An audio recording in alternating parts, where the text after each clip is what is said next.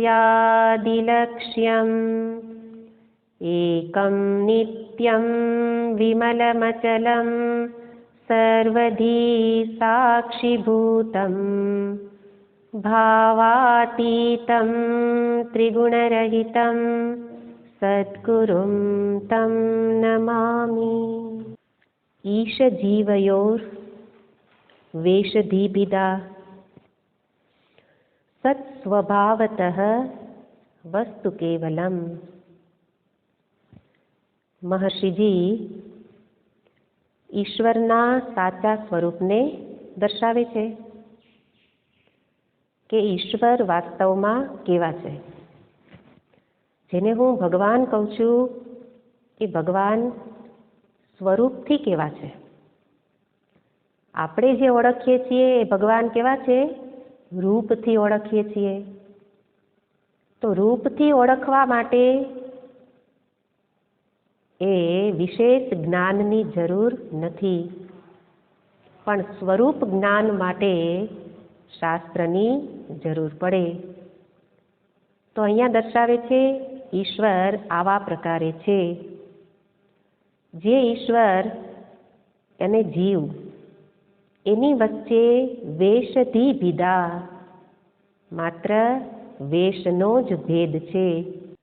ભેદ શબ્દ એને સમજાવતા પૂછવામાં આવે કો નામ ભેદ। ભેદ કોને કહેવાય? તો કહેવાય છે ભેદો નામ વિશેષ। આપણે ભેદ ભેદ શબ્દ તો બધા બહુ બોલતા હોઈએ, પણ ભેદ એટલે શું? ભેદનો અર્થ કરતા કહે છે ભેદો નામ વિશેષ। જે વિશેષતાથી જે વિશેષતા છે એ જ ભિન્નતા છે।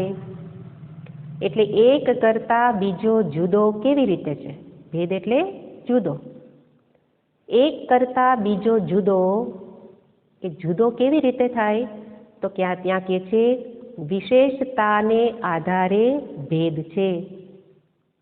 એટલા માટે દરેક એક વ્યક્તિ બીજાથી જુદી છે। કઈ રીતે જુદી છે? ઇવન પેલું બે જોડિયા બાળકો એ પણ એકથી બીજો જુદો છે, કારણ બંનેમાં કંઈક કંઈક વિશેષતાઓ છે। અને એ રીતે જ્યાં વિશેષતા હોય ત્યાં ભેદ હોય। અને એ જ વિશેષ એવા વિશેષ શબ્દથી ઈશ્વરની ઓળખાણ આપતા મહર્ષિ પતંજલિ એ ઈશ્વર માટેની વ્યાખ્યા કરે છે કે ઈશ્વર કેવા છે। તો ભગવાન મહર્ષિ પતંજલિ એવું કહેવામાં આવતું હોય, તો એવા પતંજલિ મુનિ એ ઈશ્વરને વિશે દર્શાવતા કહે છે કે પુરુષ વિશેષ ઈશ્વર। પુરુષ વિશેષ ઈશ્વર કે જે ઈશ્વર કેવા છે? તો કહે છે ક્લેશ કર્મ વિપાક આશયૈ। કેવી રીતે જીવ અને ઈશ્વરમાં ભેદ છે, અને જીવ કોણ અને ઈશ્વર કેવા? એમને તો ઈશ્વરની જ વ્યાખ્યા કરી, પણ એની અંદર જીવને પણ લઈ લેવામાં આવે કે ક્લેશ કર્મ વિપાક આશયૈ અપરામૃષ્ટૈ પુરુષ વિશેષ ઈશ્વર। એનો અર્થ છે કે ક્લેશ, ક્લેશ જેને કહેવામાં આવે પંચક્લેશ। પંચક્લેશ જેની અંદર અવિદ્યા, અસ્મિતા, રાગ, દ્વેષ, અભિનિવેશ। તો આ પાંચ ક્લેશ આપણે કહીએ છીએ ને કે ક્લેશ ન કરો। ક્લેશ શબ્દ જાણીતો છે, પણ ક્લેશ કોના કારણે થાય છે? આ પાંચ રહેલા છે અવિદ્યા, અસ્મિતા, રાગ, દ્વેષ, અભિનિવેશ। ઉપનિષદમાં એના માટે વિસ્તારથી બતાવવામાં આવતું હોય। તો એ જેનામાં ક્લેશ છે એ પેલો જીવ, જેનામાં કર્મ વિપાક છે એ જીવ। કર્મ વિપાક એટલે કર્મનું ફળ જે ભોગવે છે એ પેલો જીવ। અને આશયૈ એટલે અંતઃકરણ, કે જેની અંદર સંસ્કારો છે, જેનો સ્વભાવ સંસ્કાર રાગ દ્વેષ ઇત્યાદિ જેમાં રહેલા છે એ અંતઃકરણ, આશય, એક સ્થાન, આ બધાને રહેવાનું સ્થાન, સંસ્કારોને, એ અંતઃકરણ. તો એવા પ્રકારે જે જીવ છે એના કરતાં જે વિશેષ છે એવો પુરુષ એ ઈશ્વર. તો એ રીતે ઈશ્વરની ત્યાં આ રીતે વ્યાખ્યા કરવામાં આવી. અને એવા ઈશ્વરની વ્યાખ્યા કરતા મહર્ષિ પતંજલિ, કે જે મહર્ષિ પતંજલિને મોટાભાગના લોકો નામથી જાણે છે, પણ એ મહાન મુનિનો માનવ જાત ઉપર ખૂબ મોટો ઉપકાર છે કે જેમણે વ્યાકરણને સરળ બનાવ્યું. પાણીની સૂત્રો ઉપર એમણે મહાભાષ્ય લખેલું છે, એટલા માટે એમને મહાભાષ્યકાર કહેવામાં આવતા હોય. શંકરાચાર્યજી મહારાજ ભાષ્યકાર કહેવાય, પેલા મહાભાષ્યકાર.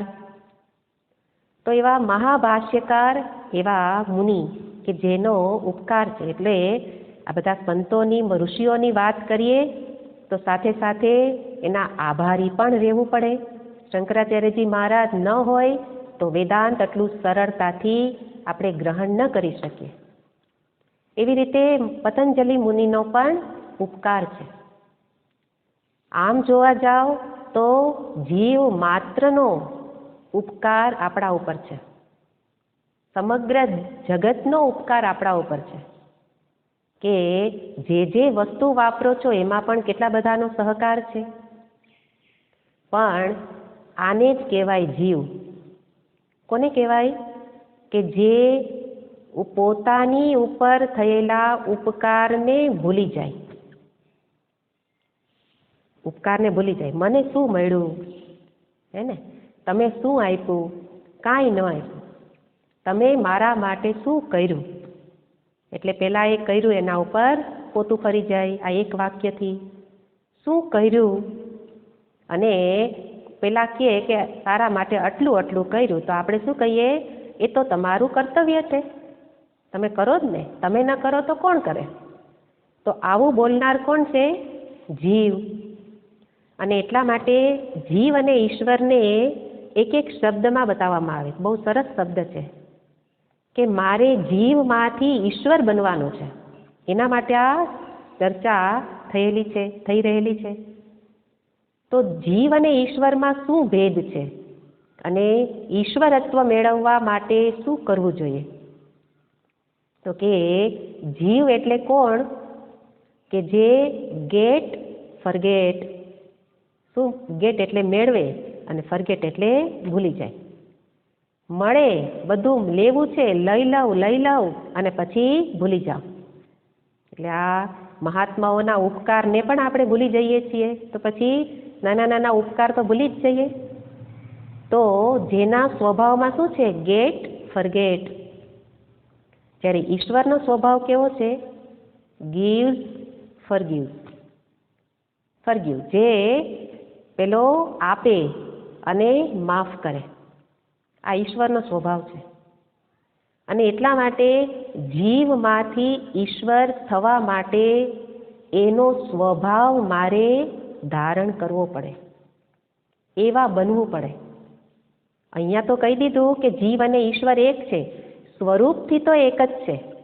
સ્વરૂપ માટે તો જ્ઞાન જ પ્રાપ્ત કરવાનું છે કે ખરેખર સ્વરૂપથી જીવ ઈશ્વર કેવા છે. તો સ્વરૂપથી એક છે, એના માટે હું જાણી લઉં, એના માટે કંઈક કરવાનું નથી. પણ એ ઈશ્વરત્વ, એ સ્વરૂપને જાણવા માટે કંઈક કરવાનું છે. સ્વરૂપ થવા માટે બનવાનું નથી. હું છું જ, ઈશ્વર સ્વરૂપ જ છું. ચૈતન્યથી હું ને ઈશ્વરમાં કોઈ ભેદ નથી. તો સ્વરૂપ બનવા માટે કંઈ કરવાનું નથી, પણ એ સ્વરૂપને જાણવા માટે, એ જ્ઞાન પ્રાપ્તિ માટે કરવાનું છે. શું કરવાનું છે?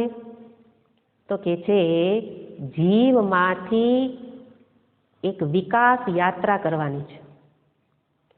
જીવમાંથી પહેલા ભક્ત બનવું, અને ભક્તમાંથી પછી ભગવાન સ્વરૂપ, ભગવત સ્વરૂપ બની શકાય, એટલે જાણી શકાય. સીધું હું અને ઈશ્વર એક છે, વેશનો જ ભેદ છે, એવું જાણી લેવાથી સ્વરૂપ જ્ઞાન ન થઈ જાય. આગળ તો કે છે ઈશ દર્શન કરાવવું છે. ઈશ્વરનું દર્શન કરાવવા માટે આ વચ્ચેની યાત્રા આપણે સમજવી પડે.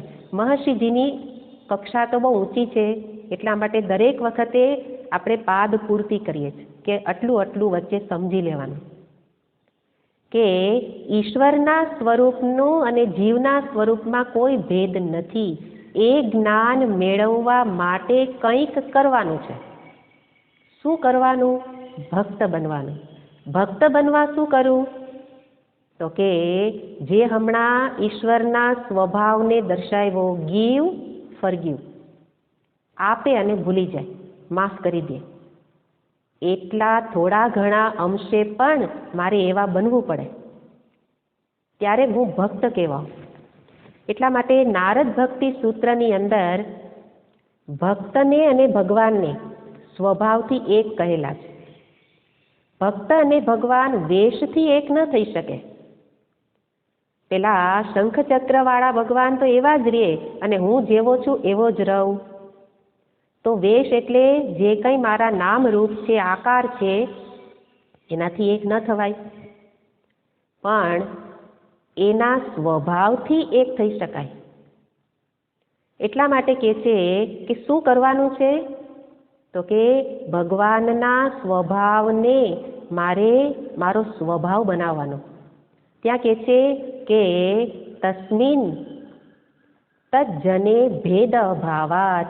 નારદ ભક્તિ સૂત્ર જે ભગવાન કરશે તો હવે પછી આપણે એના વિશે વિચારણા કરશું.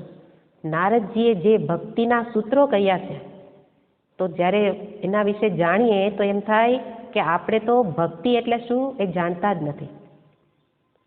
તો એમણે જે સૂત્રમાં કહેલું છે તજ્જને, તજ્જન એટલે ભક્ત, એ ભક્તમાં ભેદ અભાવાત, ભગવાન અને ભક્તના સ્વભાવમાં ભેદ રહેલો નથી. એટલા માટે ઈશ્વરની એટલે ભગવત કથા હું સાંભળું તો સાંભળતી વખતે ભગવાનના અંદર કેવા કેવા ગુણો છે, ઉદારતા, વિશાળતા, વત્સલતા, તો એવા ગુણોને હું પેલા જીવનમાં લાવું. આ ભક્ત છે. ભક્ત થવા માટે જેમ પેલા છપ્પા છે ને, પેલા કે પથ્થર એટલા પૂજ્યા દેવ, પાણી એટલે કરે સ્નાન, એનો અર્થ એ ભક્ત. ત્યાં તો એમણે ચાપખા મારેલા છે, છપ્પા ચાપખા છે ભક્ત ઉપર. આ ભક્ત નથી. પણ ભક્ત કોણ છે? ભગવત કથા સાંભળે એટલેથી ભક્ત નથી થવાતું. ભગવાનમાં રહેલા ગુણોને જીવનમાં લાવવું. એટલા માટે આ વિકાસ યાત્રા કે જીવમાંથી ભક્ત બનવું, ભક્તમાંથી ઈશ્વરત્વ પ્રાપ્ત થાય. અને એટલા માટે ભગવાનના ગુણો તો હું સાંભળું, પણ નારદજીએ કહ્યું એમ ભક્તના પણ એ જ ગુણ છે, સમાનતા છે, ગુણોની સમાનતા. એટલા માટે હું એવા ભક્તોના ચરિત્ર પણ વાંચું. મેં કહ્યું ને કે ઉપનિષદ અને ભગવદ્ ગીતા એ વાંચવાના ગ્રંથ નથી, એનું તો શ્રવણ કરાય, પણ વાંચવાના ગ્રંથો છે.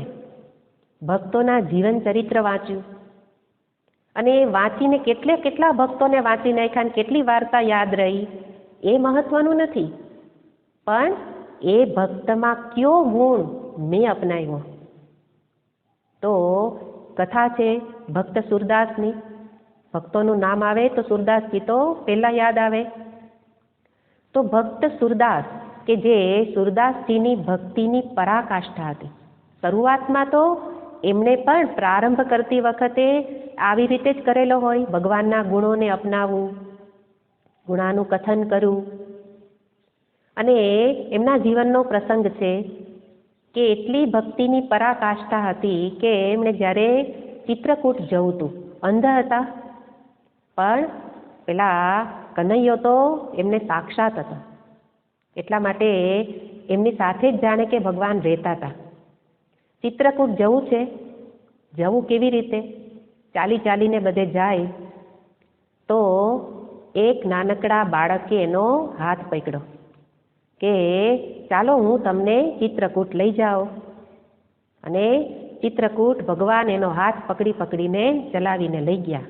આપણે તો સાંભળીએ તો એમ થાય કે એમની કેટલી ઊંચી સ્થિતિ હશે, પણ ઊંચે સીધે સીધા પહોંચ્યા ન હોય, સીડીનું પેલું પગથિયું ચડવું જ પડે.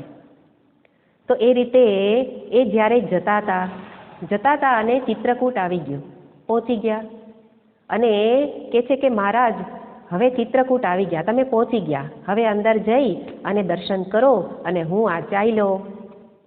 તો કનૈયાનો હાથ પકડીને કહે છે કે એમ તું કાંઈ મને છોડીને થોડો જઈ શકીશ? તને એમ લાગે છે કે હું તને ઓળખો નથી, પણ જેના દર્શન કરવા જાવું છે એ તો તું જ છે, તે જ મારો હાથ પકડ્યો છે. આ તારા હાથના સ્પર્શને પણ હું ઓળખી શકું એમ છું. તોય તારે જા.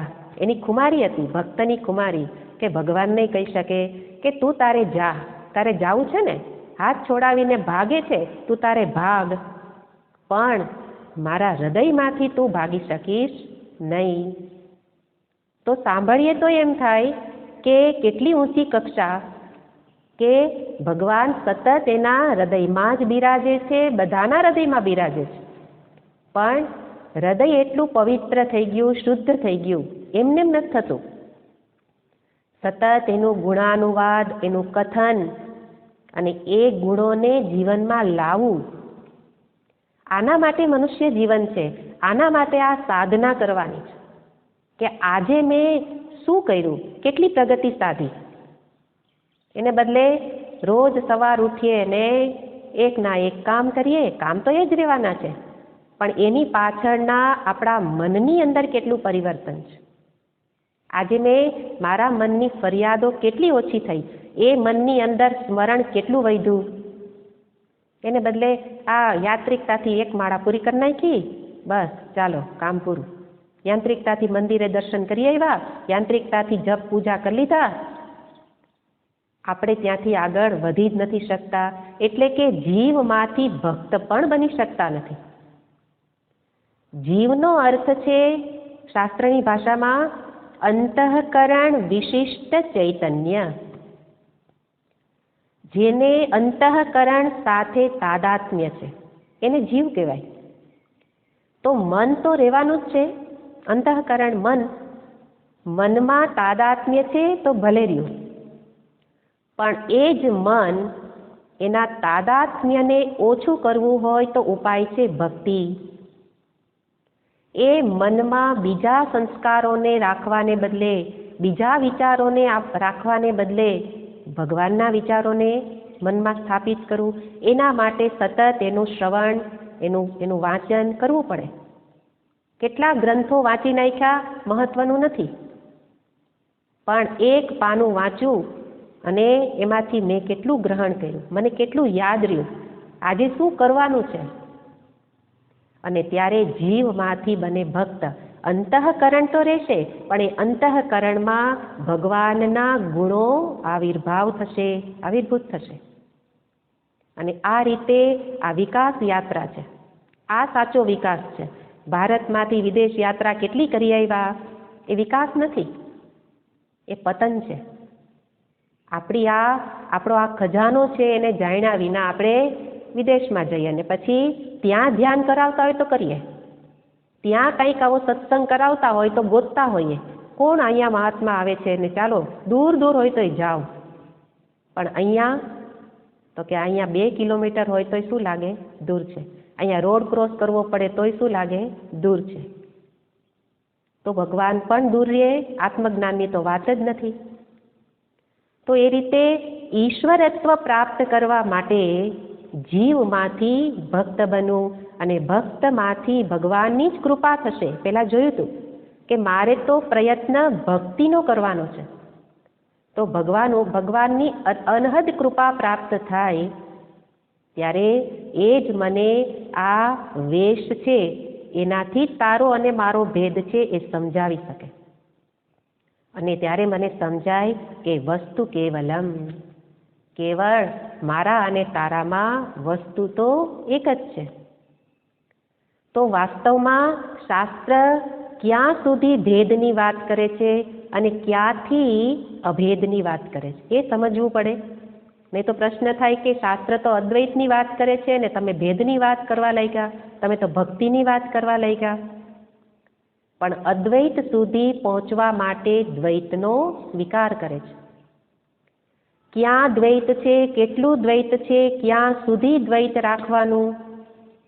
તો કે વેશની મર્યાદા છે, માત્ર નામ અને રૂપ સુધી જ ભેદ રહેલો છે. અને એ રીતે અહીંયા દર્શાવવા માંગે છે કે વાસ્તવમાં તો અદ્વૈત જ છે. અદ્વૈત એટલે ન દ્વૈત, ભેદ જેવું છે જ નહીં. વાસ્તવમાં ધાતુ કેવલમ એનો અર્થ બંનેની ધાતુ એક છે. એક બંગડી અને એક બુટી, બંનેની ધાતુ એટલે સુવર્ણ. સુવર્ણ એક છે, સોનું એક છે, બંગડી અને બુટ્ટીમાં ભેદ છે. એવી રીતે ઈશ્વર અને જીવમાં ધાતુ સામ્ય છે. ધાતુ સામ્યનો અર્થ તત્વની સમાનતા છે.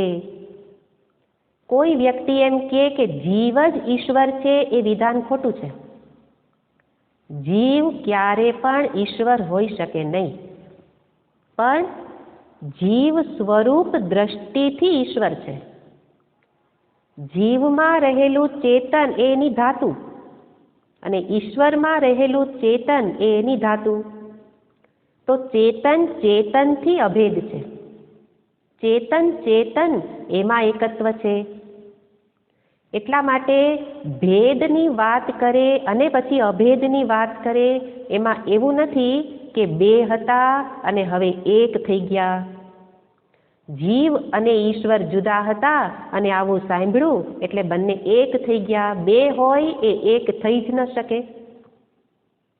પણ જે બે છે, જે ભેદ છે, એની અંદર પેલું તત્વથી એક છે. એટલા માટે મહર્ષિજી અહીંયા અભેદ શબ્દ કે અભિન્ન શબ્દ વાપરતા નથી. કેવલમ એટલે એક જ છે, બીજા જેવું કંઈ છે જ નહીં. ભેદ સત્ય નથી. બીજા જેવું નથીનો અર્થ સત્ય નથી. દેખાય છે, સત્ય નથી, એને આપણે શું કહીએ છીએ? મિથ્યા. કેવલ શબ્દની અંદર આ અર્થ છે કે બીજા જેવું જ નથી. અભેદ કરવાનો નથી. ભેદમાંથી અભેદ થઈ જ ન શકે. પણ કેવલ એટલે એક માત્ર જ છે. બીજા જેવું જણાય છે એ માત્ર ક્યાં સુધી છે? વેશ સુધી. નામ અને રૂપમાં જ આ ભેદ છે. એને આગળ જોયું એમ એને વિશેષ શબ્દ વાપરો. એક કરતા બીજામાં વિશેષતા કઈ છે? નામ અને રૂપની. અને એ રીતે અહીંયા આટલી વસ્તુ બતાવી કે જીવ ઈશ્વર તત્વથી એક છે. પણ મારે તો એ ઈશ્વર દર્શન કરવા છે. હવે મારે આ ઈશ્વરને એનું દર્શન કરવું છે. ભગવાન તો ઓળખી લીધા કેવા છે, પણ મારે હવે એના દર્શન કરવા છે. તો મહર્ષિજી કહે છે કે થશે, દર્શન જરૂર થશે, પણ એના માટે એક શરત છે. શું શરત છે? આગળના શ્લોકમાં બતાવતા કહે છે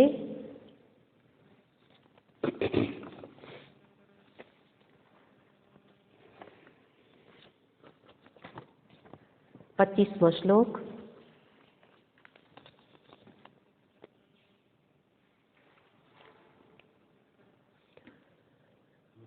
વેશહાનત સ્વાત્મદર્શનમ ઈશદર્શનમ સ્વાત્મરૂપતઃ. વેશહાનત સ્વાત્મદર્શનમ ઈશદર્શનમ સ્વાત્મરૂપતઃ. વેશહાનતઃ સ્વાત્મદર્શનમ ઈશદર્શનમ સ્વાત્મરૂપતઃ. અહીંયા બતાવે છે શરત શું છે? તો કે છે વેશહાનતઃ. આ શરત છે. જો તારે ઈશ્વર દર્શન કરવું હોય તો તો કે ના ના કરવું નથી. તો કે તમે તમારે બીજા કામ કરો, આ સત્સંગ તમારા માટે નથી. પણ ઈશ્વર દર્શન કરવું છે, કરવું હોય તો આ શરતનું પાલન કરવું પડશે. શરત શું છે? વેશની હાનિ કરો. હાનિ હટાવો, દૂર કરો. વેશને હટાવો. વેશને હટાવો એટલે દૂર કરો. ક્યાં વેશ? આગળના શ્લોકમાં જોયું હતું એને યાદ કરીએ કે જીવનો વેશ છે કે કર્તૃત્વ, ભોક્તૃત્વ, સંસારિત્વ, આ રીતે પોતાને માનવું. હું લાચાર, બિચારો, અલ્પજ્ઞ, અલ્પશક્તિ, આ જે પોતાને માને છે એ વેશ. અહીંયા બરાબર સમજવાનું, નામ રૂપનો વેશ છે એની વાત જ્યારે કરી એની સાથે આ વાસ્તવિક વેશ છે. હટાવવાની વાત આવે ત્યારે નામ રૂપને હટાવવાને બદલે આ વેશની વાત છે. નામ રૂપ તો અહીંયા સ્થૂળ શરીર હારે પૂરું જ થવાનું છે. એટલા માટે એ મુખ્ય અર્થમાં વેશ અહીંયા નથી, ગૌણ અર્થમાં છે. ગૌણ અર્થમાં એમાંથી પણ દ્રષ્ટિ હટાવવાની છે. આપણે લહેર અને સાગરની વાત કરી હતી કે લહેર પોતાનું નામ રૂપ છોડી દે, સાગર નામ રૂપ છોડી દે ત્યારે વેશ દૂર થયા. તો જળથી બંને એક જ છે. તો એ રીતે નામ રૂપ પરથી દ્રષ્ટિ હટાવો. પણ અહીંયા જે વાત છે કે વેશ હાનતઃ, વેશની હાનિ થવાથી એની અંદર મુખ્ય અર્થમાં વેશ લેવાનો હું કરતા, હું ભોગતા, હું સંસારી, હું બિચારો, આવી પોતાના વિશેની માન્યતા, અલ્પજ્ઞ, અલ્પશક્તિ. જ્યારે એ તો કેવા મહાન, સર્વજ્ઞ, સર્વશક્તિ, કર્મફલ દાતા, કર્માધ્યક્ષ, એ ઈશ્વરની ઓળખાણ છે. પણ જ્યારે વેશ હટાવવાની વાત કરે ત્યારે ઉપદેશ કોને આપે છે? જીવને. કેમ ઈશ્વરને નહીં? બધું અમને જ કહેવાનું, તમને કાંઈ નહીં, હે ને? તો કે તને ખબર નથી એટલે કહેવું પડે. ખબર હોય એને કહેવાની જરૂર નથી. આ વખતે જોયું હતું, ઈશ્વર તો સ્વરૂપથી પોતાના સ્વરૂપનું જેને જ્ઞાન છે એટલે તો એ અવતાર લે તો મુક્ત પુરુષ છે.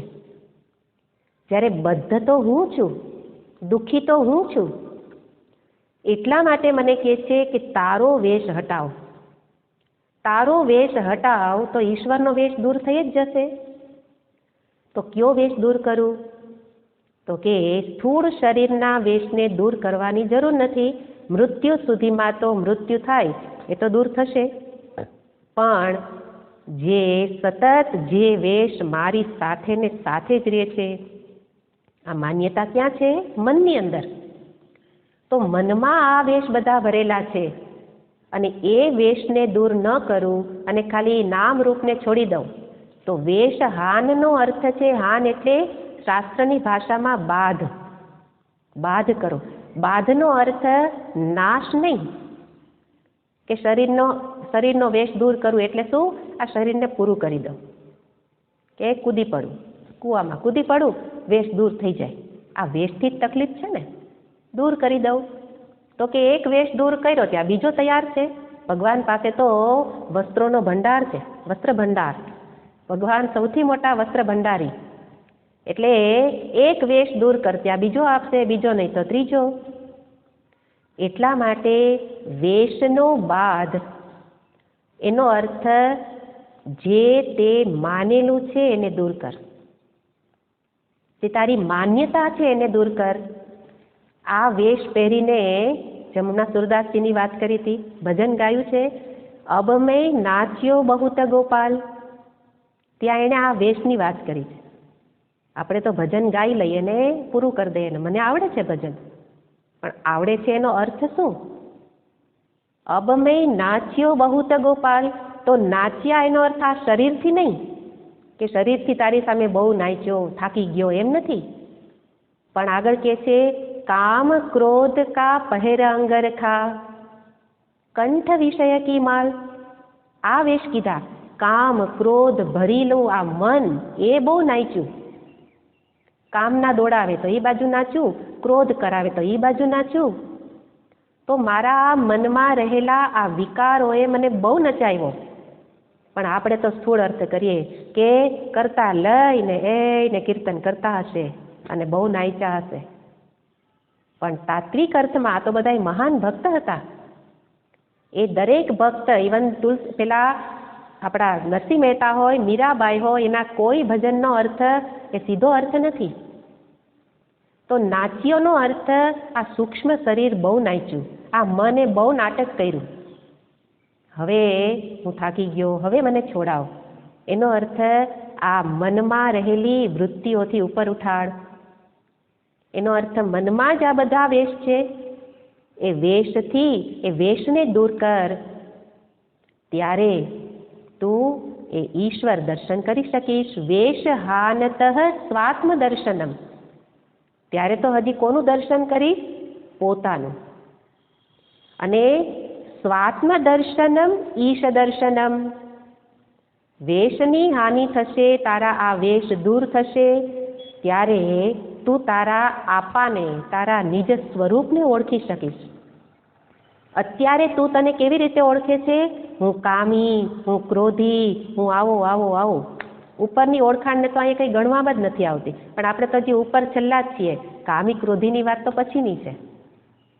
પણ આટલા વેશમાંથી તું બહાર નીકળીશ તો તું તારા સ્વરૂપને જાણી શકીશ. અંદર જ છે, ચેતન મારાથી ક્યાં ભિન્ન છે? અને એટલા માટે આના પરથી દ્રષ્ટિને હટાવ, અને તારા આ દ્રષ્ટિ હટશે તો તું તારામાં જ રહેલ ચેતનને જાણી શકીશ. કેવી રીતે? સ્વ આત્મદર્શનમ. દર્શનનો અર્થ છે જોવું નહીં, દર્શનનો અર્થ છે જાણવું. પોતાના આત્માને જાણી શકીશ. તો કે એ કાંઈ નહીં, મારે ઈશ્વર દર્શન કરવું છે. તો કે પોતાના આત્માને જાણવું એ જ ઈશ દર્શનમ. ઈશ દર્શનમ સ્વાત્મ રૂપતઃ. આમાં ભિન્ન રૂપે દર્શન નહીં થાય. સ્વ આત્મ રૂપતઃ, પોતાના જ આત્મ સ્વરૂપે જ ઈશ દર્શન સંભવ છે. તો કે આમાં કંઈ થ્રિલિંગ નથી, આમાં કંઈ ચમત્કાર નથી, આમાં મજા ન આવી, હે ને? તો કે કાંઈ વાંધો નહીં, પહેલાં આને તો સમજી લઈએ, પછી ઈશ દર્શનને સમજીએ બીજા પ્રકારના. તો અહીંયા જે ઈશ દર્શન બતાવ્યું એના માટે શરત શું કરી? ઉપાય છે વેશનો બાધ કરો. બાધ કરો એટલે એના પરથી દ્રષ્ટિ હટાવો. કેવી રીતે થશે? જેના કારણે આ વેશ ઉપર સત્યત્વની દ્રષ્ટિ છે, એનું મૂળ છે અજ્ઞાન.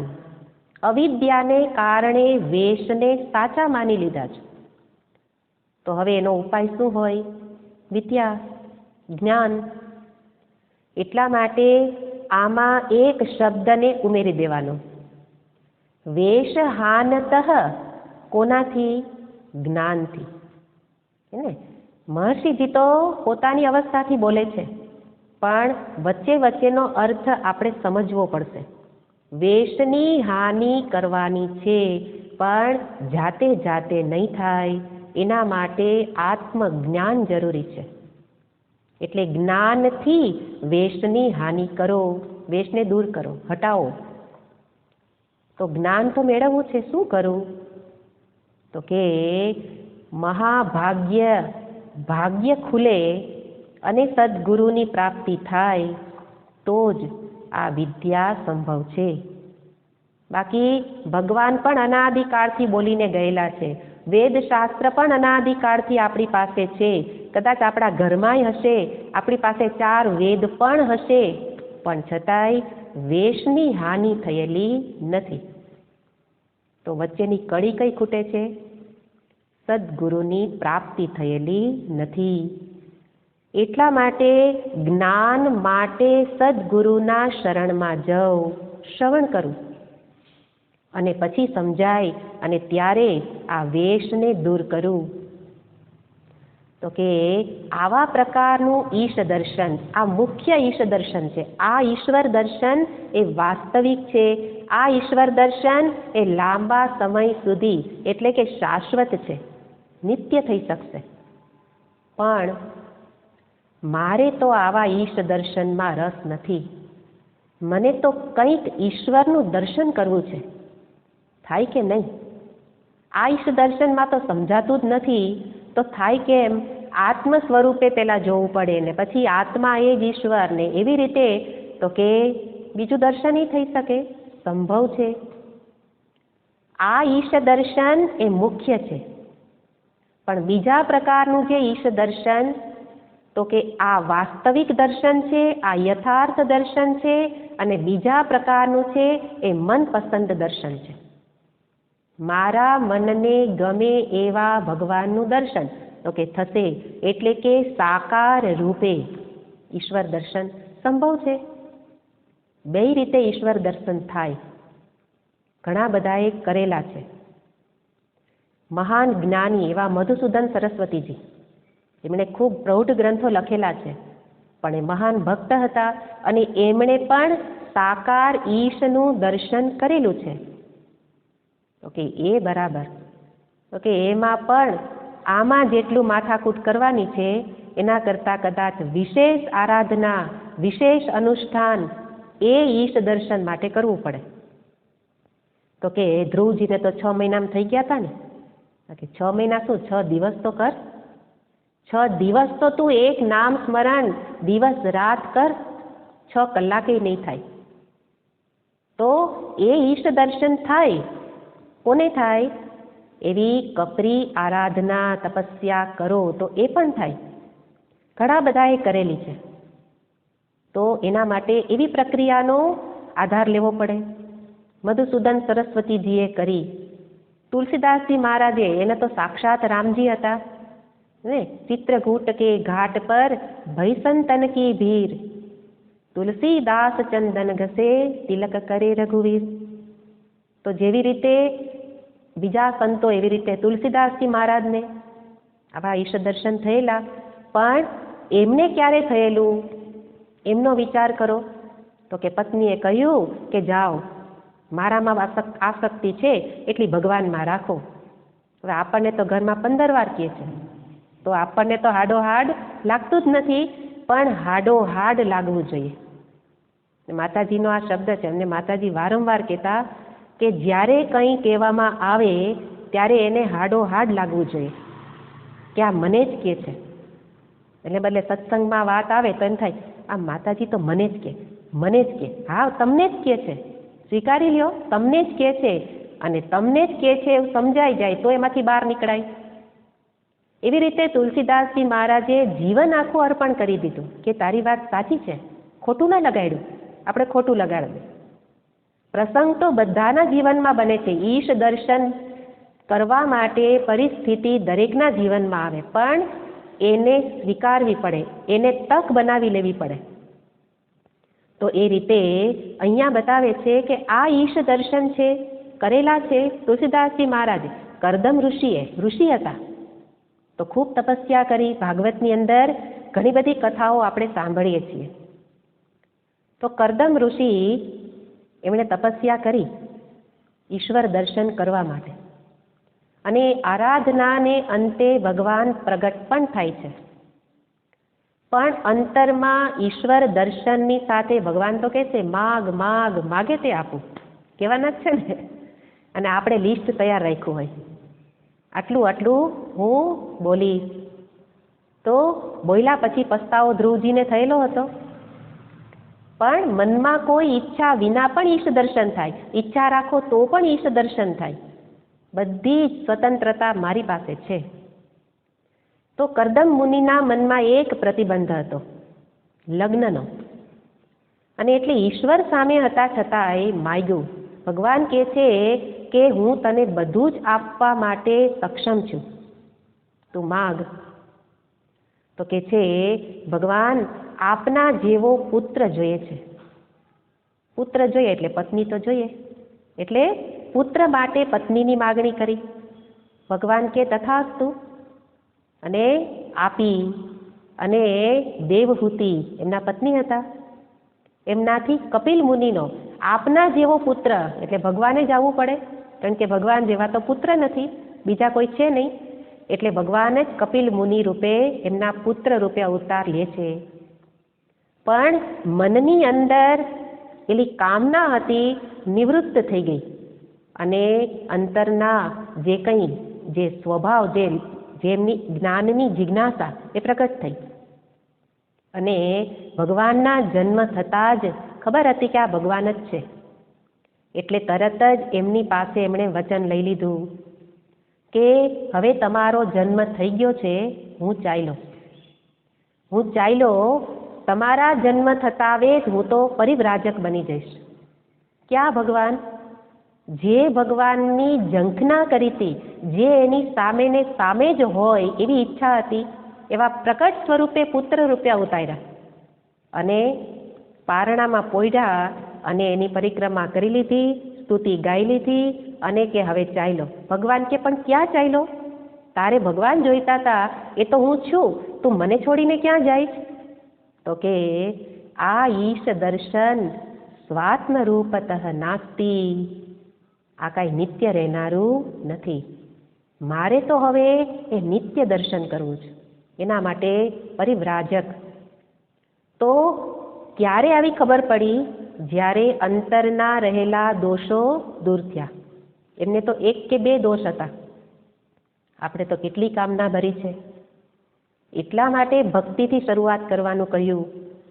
તો આ પ્રકારે ઈશ દર્શન સંભવ છે અને એ રીતે ઈશ દર્શન બાહ્ય જે સાકાર રૂપનું, તો તુલસીદાસજી મહારાજને એમના જીવનનો પ્રસંગ છે કે એમને ખબર હતી કે આ બંને સાકાર રૂપે પણ ભગવાનનું દર્શન થાય, નિર્ગુણ નિરાકાર રૂપે એને જાણી શકાય. મુખ્ય એ દર્શન છે. તો ભગવાને ત્યારે એમને પૂછવામાં આવ્યું કે તમારે ક્યાં દર્શન કરવા છે? તો કહે છે કે પહેલાં હું સાકારના દર્શન કરીશ. નિરાકારના દર્શનનો નિષેધ નથી કરતો, નિરાકાર જેવું કંઈ નથી એવું નથી માનતો, સત્ય તો એ જ છે, પણ સાકાર દર્શન કરી અને પછી નિર્ગુણને જાણીશ, જેમ કરદમ મુનિએ કરેલું. તો એ રીતે અહીંયા પણ દર્શાવે છે કે આ ઈશ દર્શન એ કેવું છે?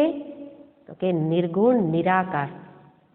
પેલામાં દર્શન ચક્ષુરેન્દ્રિયથી થશે, જ્યારે અહીંયા ચક્ષુના પણ જે ચક્ષુ છે, ચક્ષુષ ચક્ષુ કેનોપનિષદમાં કહેલું, અહીંયા એ જાણી શકશે કે ચક્ષુના પણ ચક્ષુ એ ભગવાન છે, કે જેના કારણે મારી ચક્ષુ જુએ છે, એ જેના કારણે એ ચેતન પરમાત્મા એ તો મારામાં જ છે.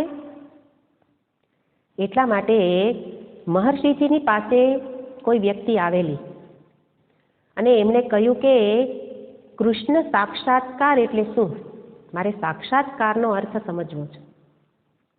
તો કે છે કે કૃષ્ણને તમારે કોઈ મનુષ્ય રૂપે, કોઈના પુત્ર રૂપે જાણવા છે? તો કે છે કે હા, એ રૂપે જાણવા છે. તો કે એ ઓળખાણ પૂરતી નથી, પણ સ્વયં ભગવાન કૃષ્ણએ કહેલું છે કે હૃદ્દેશેર્જુન તિષ્ઠતી, હું કોણ છું? સર્વના હૃદયમાં જ રહેલો છું, આ હું છું. તો કૃષ્ણએ પોતાની જે સાચી ઓળખાણ આપી એને જાણવું, એને કહેવાય કૃષ્ણનો સાક્ષાત્કાર. કે જે ભગવાને કહ્યું આદિ મધ્ય અંત મારા કારણે છે, એનો અર્થ આદિ મધ્ય અંતમાં જે રહેલા છે, તો આદિ મધ્ય અંતમાં હોય તો મારામાં રહેલા જ હોય. પણ સાથે સાથે એ ભગવાને કહેલું વિમૂઢા નાનું પશ્યંતી, પણ મૂઢ લોકો એને જાણી શકશે નહીં. મૂઢ એટલે અજ્ઞાની, જે પરમાત્માના સાચા સ્વરૂપને જાણતા નથી, એ આ કૃષ્ણ સાક્ષાત્કાર નહીં કરી શકે. તો પેલા વ્યક્તિને કહે છે મહર્ષિજી કે જો તમારે સાકાર રૂપે કૃષ્ણનું દર્શન કરવું હોય તો એ સંભવ છે. એના માટે આત્મસમર્પણ કરો, પોતાનું સમર્પણ કરી દો ભગવાનની સમક્ષ, ભક્ત બની જાઓ. તો દર્શન સંભવ છે, પણ ઉપાય તો મારે કરવો પડે. એના માટે મનમાં નિશ્ચય હોવો જોઈએ કે મારે શું જોઈએ છે.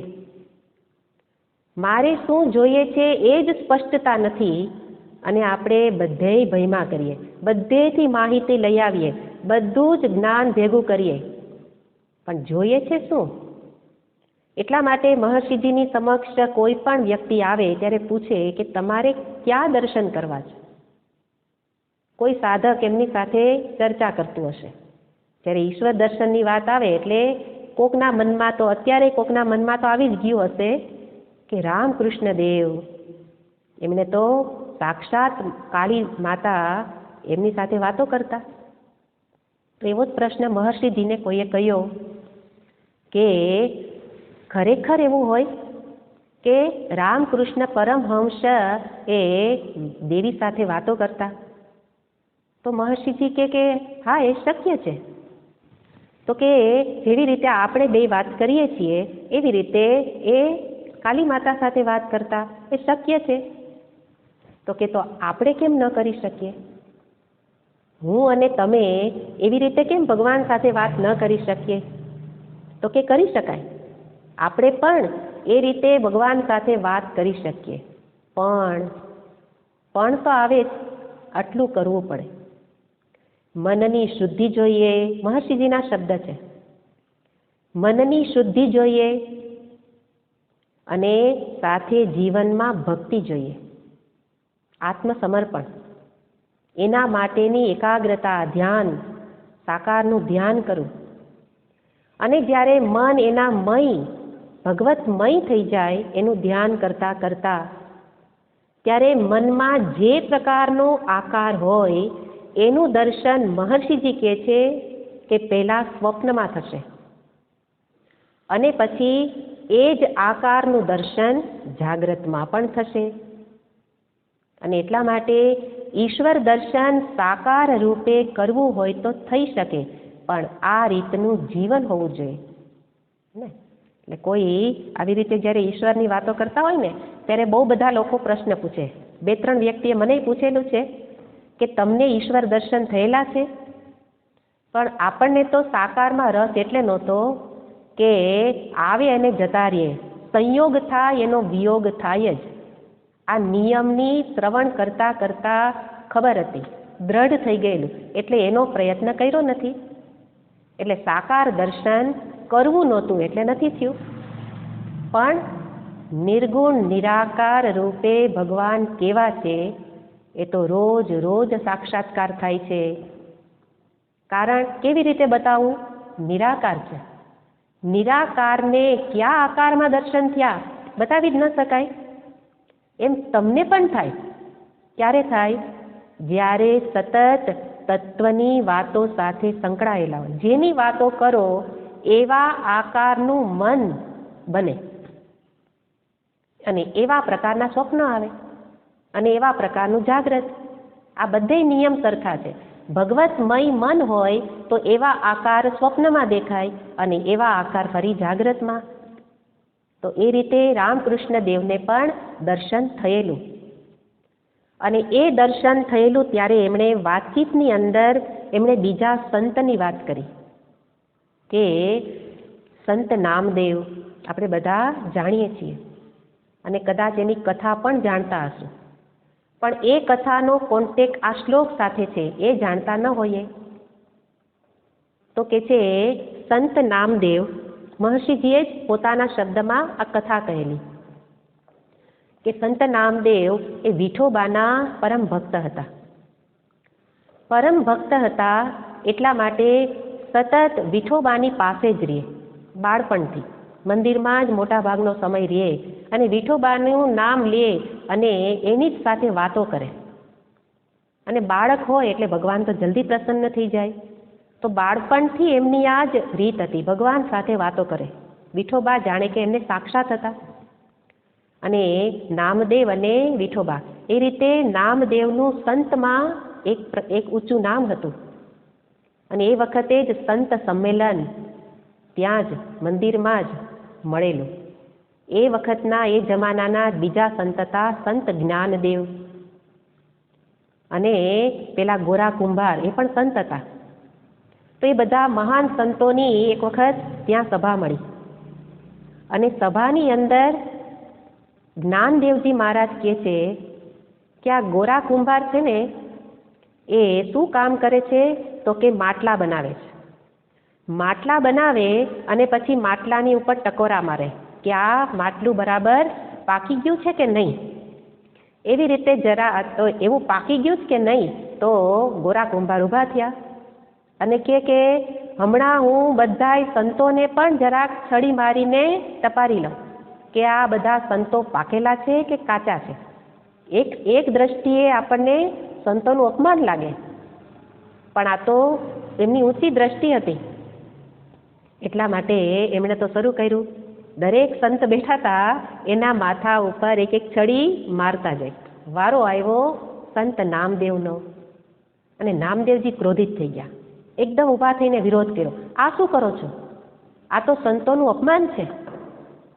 કે તરત જ ત્યાંથી નીકળી ગયા કે આ સભામાં હું નહીં રહું, અહીંયા તો સંતોનું અપમાન થાય છે. અને સીધા એને તો મિત્ર વિઠોબા જઈને વિઠોબાની પાસે પહોંચી ગયા. કે આ લોકો શું કરે છે? મને તો કાંઈ સમજાતું નથી. તમે મારા માટે સાક્ષાત ભગવાન છો અને એવા સાક્ષાત પરમેશ્વર, અને એ આ સંત શું કરે છે? સંત જે ભક્ત છે એની કસોટી કરે છે. તો ભગવાન એક જ વાક્ય બોલ્યા કે ભાઈ સંત એ તો એ સર્વશ્રેષ્ઠ એમની દ્રષ્ટિ હોય, હું શું જાણું? ભગવાને કહી દીધું, મને ખબર નથી, હું શું જાણું? તો કે છે કે સર્વશ્રેષ્ઠ તો તમે છો, પરમાત્મા સર્વશ્રેષ્ઠ હોય અને તમે સાક્ષાત પરમાત્મા છો, તમારાથી શ્રેષ્ઠ બીજું શું હોય? મારે હજી આનાથી કંઈ શ્રેષ્ઠ મેળવવાનું શું બાકી છે કે તમે કહો છો કે એ સંત સર્વશ્રેષ્ઠ છે, એ જે કરે તે બરાબર? એવું કેમ? તો ભગવાન કે હું તને જવાબ નહીં આપી શકું, કારણ કે તું મારી સાથે મિત્ર થઈને રહેલો છે અને મિત્ર જ્યારે મિત્રને ઉપદેશ આપે એને ગળે ન ઉતરે.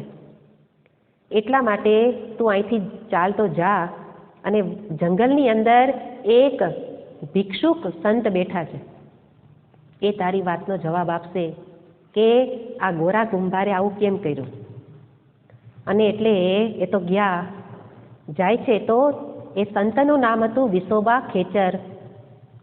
અને જાય છે તો જઈને જુએ છે તો આનાથી પણ વધારે એને તો પેલો ઝાટકો લાગ્યો કે પેલા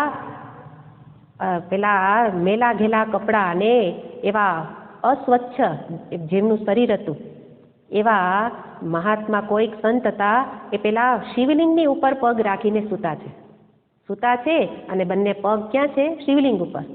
અને ફરી પાછો ત્યાં વિરોધ કર્યો, શું કરો છો? આ કઈ સંત કહેવાય? આ તો અપવિત્ર છો કે તમે શિવલિંગ ઉપર પગ રાખો છો?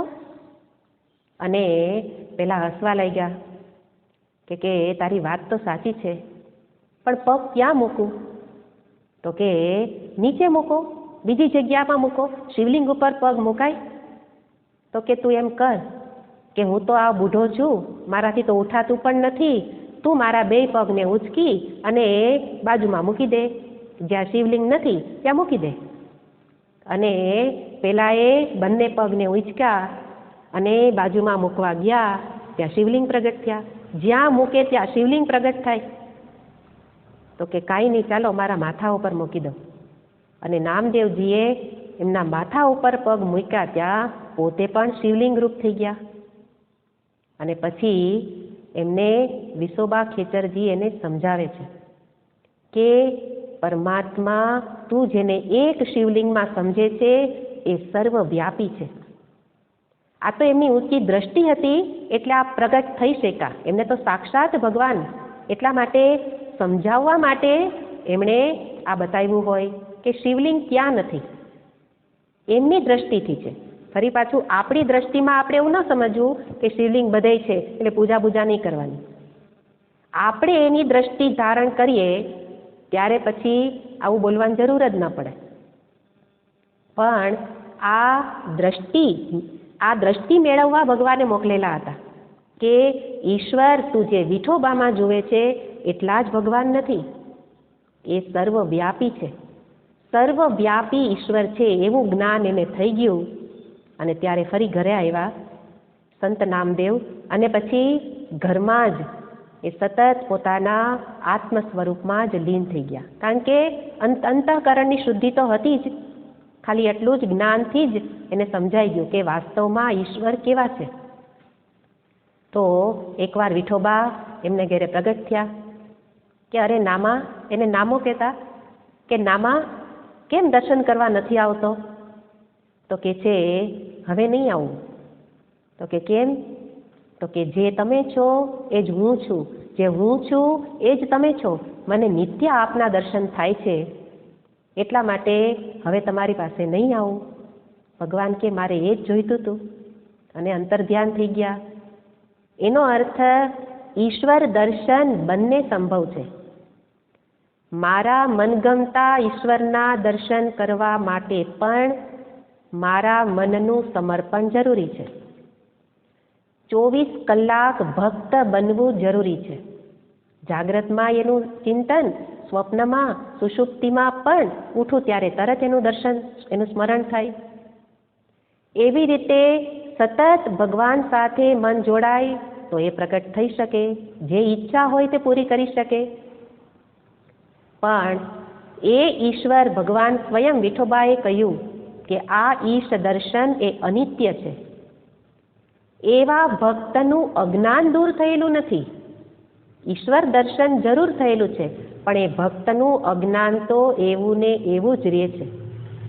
એટલે આ જન્મમાં ઈશ દર્શન થયું, પણ અજ્ઞાનનું પેલું આવરણ તો છે જ, એટલે ફરી પાછું બીજા જન્મમાં ખબર નહીં. અંતરશુદ્ધિ છે પણ જ્ઞાન નથી. એટલા માટે ભગવાન કહે છે કે જ્ઞાનથી જ સત્યનું દર્શન થઈ શકે. અને એટલા માટે અહીંયા જે યથાર્થ દર્શન છે, જે વાસ્તવમાં ભગવાન કેવા છે, ભગવાન સર્વવ્યાપક છે. જે સર્વવ્યાપક હોય એ મારામાં હોય જ. આ નિયમ છે. સર્વવ્યાપક કોને કહેવાય? બધે હોય એને કહેવાય ને. જે સર્વવ્યાપક હોય એ મારામાં હોય જ. તો ભગવાન સર્વવ્યાપક છે એનો અર્થ શું? મારામાં છે જ. ચેતન સ્વરૂપે મારામાં છે. સર્વત્ર એ ચેતન સ્વરૂપે છે.